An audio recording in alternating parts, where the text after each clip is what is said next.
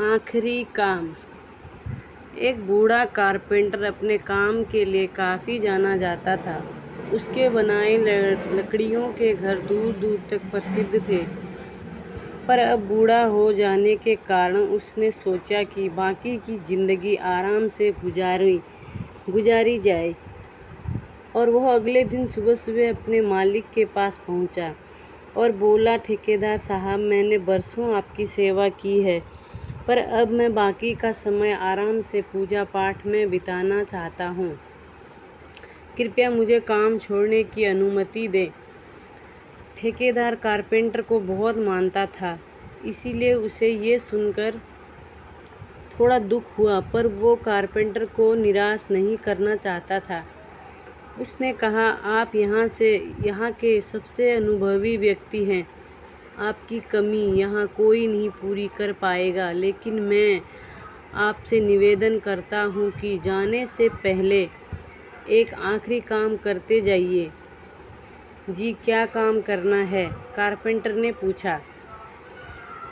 मैं चाहता हूँ कि आप जाते जाते हमारे लिए एक और लकड़ी का घर तैयार कर दीजिए।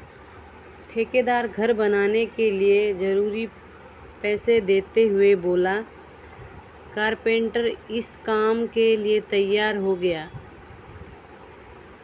उसने अगले दिन से ही घर बनाना शुरू कर दिया, पर यह जानकर कि ये उसका आखिरी काम है और इसके बाद उसे और कुछ नहीं करना होगा, वो थोड़ा ढीला पड़ गया।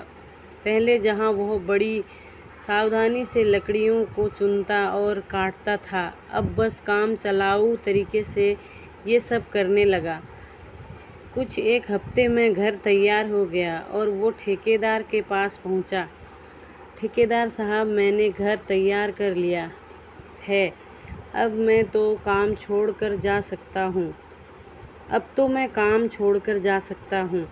ठेकेदार बोला, हाँ, आप बिल्कुल जा सकते हैं, लेकिन अब आपको अपने पुराने छोटे से घर में जाने की ज़रूरत नहीं है, क्योंकि इस बार जो घर आपने बनाया है वह आपकी वर्षों की मेहनत का इनाम है। जाइए, अपने परिवार के साथ उसमें खुशहाली से रहिए।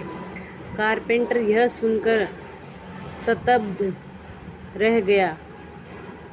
वह मन ही मन सोचने लगा, कहाँ मैंने दूसरों के लिए एक से बढ़कर एक घर बनाए और अपने घर को ही इतने घटिया तरीके से बना बैठा। काश मैंने ये घर भी बाकी घरों की तरह ही बनाया होता।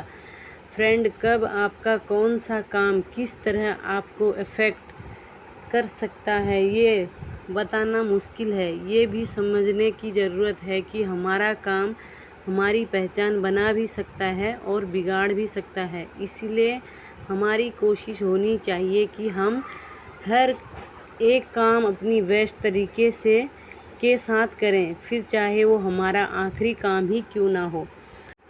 तो नमस्कार दोस्तों, उम्मीद करती हूँ आपको ये कहानी अच्छी लगी होगी। वीडियो पूरी सुनने के लिए बहुत बहुत धन्यवाद। अच्छी लगी, कैसी लगी कमेंट बॉक्स में ज़रूर बताना। अच्छी लगी होगी लाइक शेयर ज़रूर करना और हमारे इस चैनल को सब्सक्राइब करके ही जाना। तो इस चैनल पे आपको ऐसी मोटिवेशनल कहानियाँ सुनने को मिलेंगी। तो मिलते हैं आगे एक ऐसी मोटिवेशनल कहानी में।